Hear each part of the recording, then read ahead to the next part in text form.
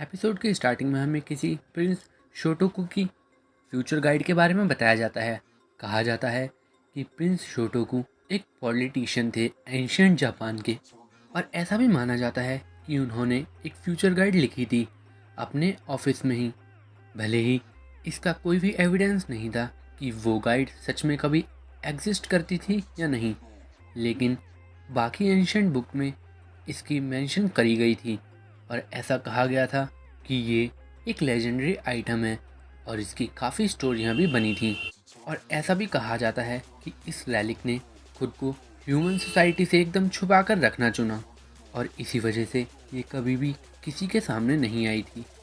और ये रैलिक अपने लिए डॉम बनाने की बजाय अपने ओनर को खुद से चुनती है और हमें दिखाया जाता है कि एक लड़की के सामने वही फ्यूचर डायरी पड़ी हुई होती है और वो उसे उठाकर कहती है, ये क्या है, ये तो काफ़ी गंदी हो रखी है, और वो उसे वहीं छोड़कर चली जाती है। और हमें बताया जाता है कि फ्यूचर गाइड ने अपना ओनर यूका सासाकी को चुना और उस इंसिडेंट के बाद उस फ्यूचर गाइड ने उस लड़की का पीछा किया और हमेशा उसके सामने आती रही। भले ही सासाकी कहीं भी जाती थी, फ्यूचर गाइड उसके साथ ही मिलती थी और सासाकी ने उसे फेंकने की, जलाने की, फाड़ने की, हर तरह के छुटकारे की कोशिश करी थी, उससे दूर होने की, लेकिन वो फ्यूचर गाइड पता नहीं कैसे हमेशा उसके पास वापस आ जाती थी। और इसकी वजह से सासाकी को भी उससे डर लगने लगा था। लेकिन कुछ समय बाद ही जापान की गवर्नमेंट को भी इसके बारे में पता लग गया था कि कोई ऐसी फ्यूचर गाइड एग्जिस्ट करती है और उसका ओनर सासाकी है। और जापान गवर्नमेंट ने सासाकी को कहा कि वो उनकी मदद करे बाकी रेलिक्स की खोज में और वो जापानीज एक्सकेवेशन टीम की मेंबर बने, जिस पर सासाकी एग्री हो जाती है और उनकी मदद करने लगती है। और ऐसे जापान की गवर्नमेंट की मदद करने की वजह से वो और उसकी फैमिली और बढ़िया लाइफ जीने लगती है। उनके पास हर तरह की चीज़ें उपलब्ध होती हैं और सासाकी की मदद से जापानीज एक्सकेवेशन टीम काफ़ी सारे रेलिक्स को एक्वायर करती है।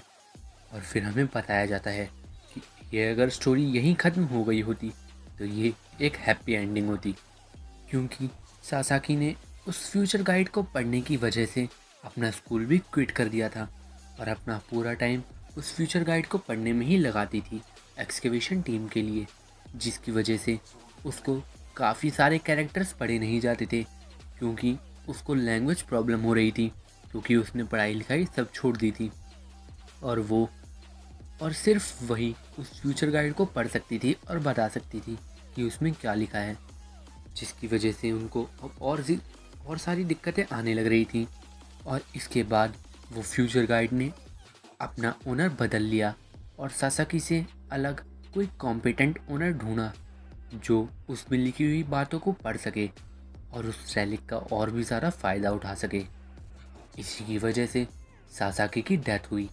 इसके बाद हमें दिखाया जाता है कि सीओ भी अब जापान के लिए जा रहा होता है और वो इचियोन इंटरनेशनल एयरपोर्ट पर होता है और वो मन में कहता है, अगर इन लोगों ने मुझे अकेला छोड़ दिया होता तो मैं सिर्फ डिसअपियर हो जाता और इन्हें इग्नोर कर देता, लेकिन इन लोगों की इतनी हिम्मत कि ये मेरी लोकेशन को ट्रैक करें, ये अब इसको अलग लेवल पर लेकर जाना चाह रहे हैं।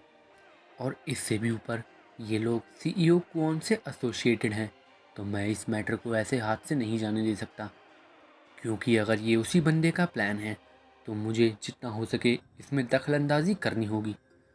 इसके बाद हमें सासाकी दिखाई जाती है जो कि किसी शो को देख रही होती है और वहाँ एक बंदा आता है और उससे कहता है, मिस सासाकी, ये आपका फ्यूचर गाइड को रीड करने का समय है।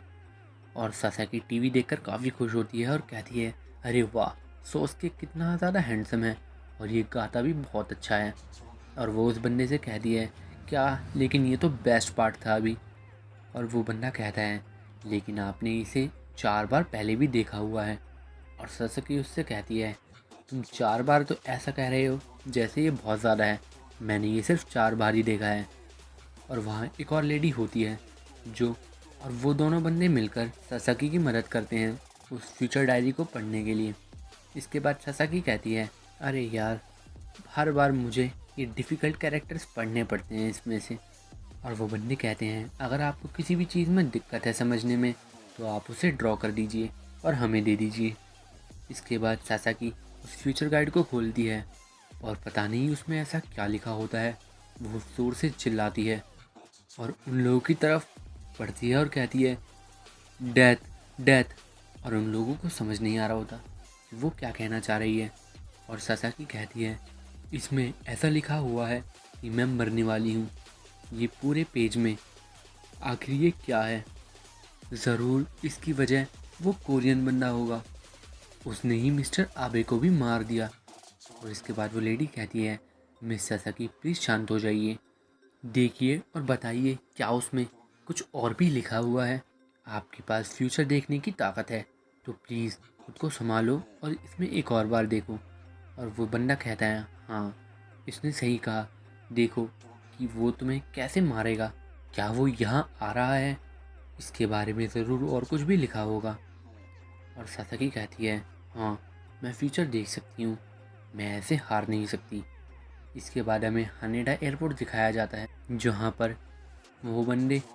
पर वो एयरपोर्ट वाले बंदे किसी को जानकारी दे रहे होते हैं और कहते हैं सारी यूनिट सावधान हो जाओ, ये एक इमरजेंसी है, एक कोरियन रैलिक यूज़र हमारी कंट्री में एंटर कर चुका है।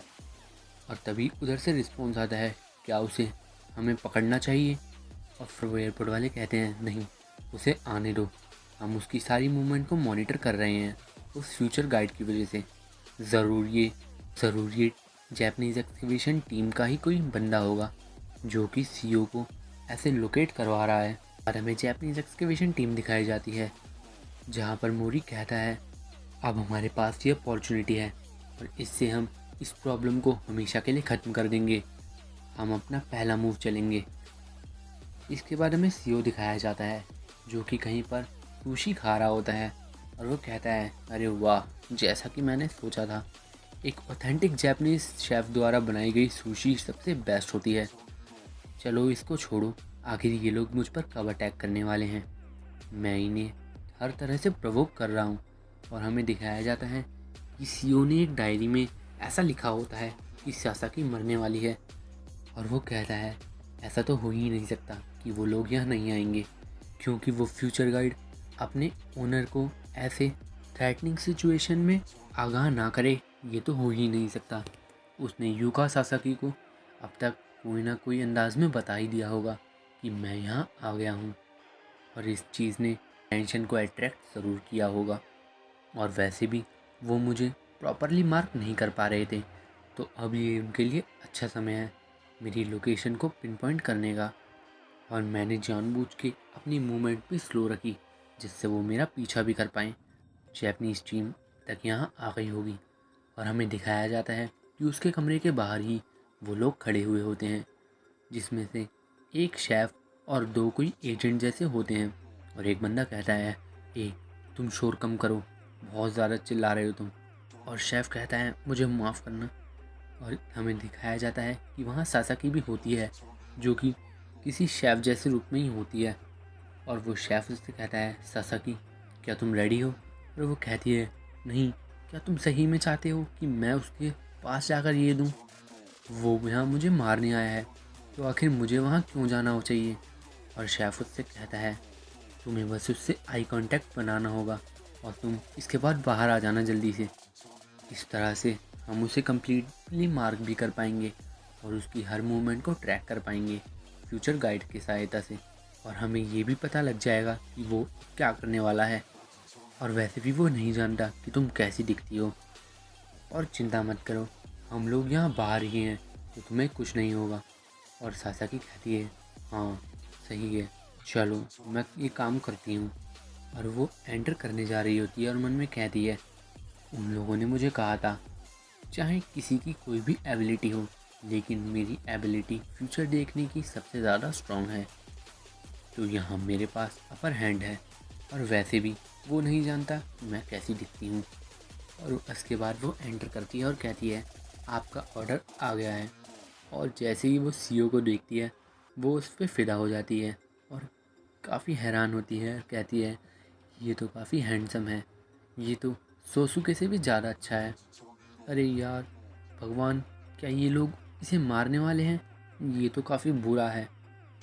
और वो सीओ की ही देख रही होती है और सीओ भी समझ जाता है कि यही वो फ्यूचर गाइड यूज़र है और वो अपने मुरामासा की तरफ हाथ बढ़ा रहा होता है और मन में कहता है, मैं काफ़ी इम्प्रेस हुआ कि ये मुझसे यहाँ अकेले में मिलने आई। और उनकी इन एक्टिविटी को एक्सकेवेशन टीम कैमरे पर देख रही होती है और एक बंदा कहता है, ये बंदा वेपन निकालने वाला है। तभी दूसरा बंदा कहता है, सासाकी को बाहर बुलाओ, वो डेंजर में है। और वो शेफ़ कहता है, अरे यार ये क्या कर रही है, मैंने कहा था कि आई कांटेक्ट करने के बाद ये बाहर आ जाए। और दूसरा बंदा कहता है, ये तो काफ़ी ज़्यादा फ्रस्ट्रेटिंग है, आखिर वो सोच कर रही है। और तभी सासाकी उस गेट को बंद करके उसके साथ बैठ जाती है और सीओ से कहती है, हे क्या मैं तुम्हारी एक फ़ैन बन सकती हूँ? क्या तुम्हें इससे कोई प्रॉब्लम है? और सीओ मन में कह रहा होता है, अरे यार मैंने खुद को एक किस मुसीबत में डाल लिया। और सासाकी कहती है, लेकिन तुम एक सेलिब्रिटी नहीं हो, तो क्या ये ठीक होगा? और वो एक्सकेवेशन टीम वाले बंदे समझ नहीं पा रहे होते कि सासाकी क्या करना चाह रही है और उसने एक गेट क्यों बंद कर लिया। और तभी एक बंदा कहता है, देखो वो उससे बात कर रही है, लगता है कि ये उसे सेड्यूस करना चाहती है। तभी पहला बंदा कहता है, क्या तुम श्योर हो? कैप्टन मोरी से कंफर्म करो, क्या ये उनके ऑर्डर पर हो रहा है? और सीओ फिर कहता है, तुमने क्या कहा? और सासाकी कहती है, मैं तुमसे बात करना चाहती थी, तुम मुझे समझ रहे हो ना? और वो कुछ फ़ोन पे टाइप करती है इंग्लिश में और सीओ को दिखाती है और उसकी इंग्लिश काफ़ी बेकार होती है, लेकिन सीओ को आइडिया लग जाता है कि वो क्या कहना चाह रही है। और वो मन में कहता है, मैं समझ तो रहा हूँ ये क्या कहना चाह रही है, लेकिन आखिर ये क्या कर रही है सही में? क्या इसे नहीं पता कि ये किस सिचुएशन में फंसी हुई है अभी? चलो कुछ भी हो, शायद ये मेरे लिए ही बेनिफिट होगा। और सीओ भी उस पर टाइप करता है कुछ, जिसे देखकर सासाकी खुश हो जाती है। तभी हमें गेट के बाहर वाले बंदे दिखाए जाते हैं, जिनमें से वो एजेंट वाला कहता है, क्या तुमने कुछ सुना? और शेफ़ कहता है, नहीं। तभी वो गेट बाहर टूटता है और उसमें से काफ़ी सारा सामान गिरता है और सीओ की वो रोप रेलिक भी बाहर आती है, जो कि उन सभी बंदों को पकड़ लेती है। और वो बंदे हैरान होते हैं कि आखिर इतनी जल्दी से ये सब क्या हुआ। इसके बाद सीओ सासाकी के साथ बाहर आता है और सीओ उन बंदों को देखकर कहता है, मुझे पता था कि तुम सब लोग ऐसा कुछ ज़रूर करोगे, तो मैंने पहले इसी ही रोप को सेट किया हुआ था। और वो सासाकी से कहता है, चिंता मत करो, ये सिर्फ बंधे हुए हैं ताकि ये हम दोनों को इंटरफेयर ना कर पाएँ। तो चलो अब हमें अपनी डेट पर जाना चाहिए। और ये कहकर वो वहाँ से सासाकी को ले जाता है। सही में सीओ तो मज़े ले रहा है। और इसी के साथ एपिसोड एंड हो जाता है।